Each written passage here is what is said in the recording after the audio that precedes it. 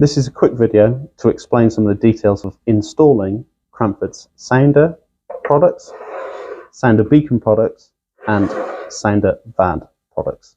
They follow a very similar selection for tones and also wiring. We'll jump into a bit of detail and show you what's underneath the product. When wiring to the products, you can bring your positive wire to either terminals 5 or 6, and then to produce a sweep tone as the product is delivered, you can wire to either terminals 3 or 4.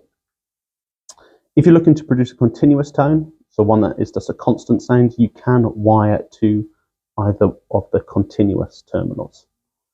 If you want to be able to do a 2-stage alarm, you can wire to the positive terminal and have a secondary negative wire, so you can wire to both the tone and the continuous terminals, and when those are activated, you'll be able to switch between the alarm tones. That's a bit of detail on wiring it. If we now look at a bit of detail of how to set up your sounder, you'll notice some dip switches on the product.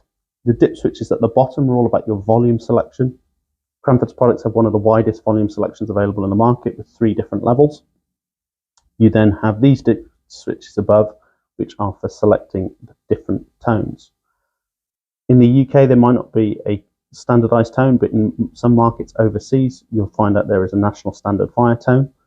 Many of these are available as standard as part of the Cranford product, as well as other variants. Look at the data sheet for which dip switch selections provide which tone. That's taking a look at how to install the sounder.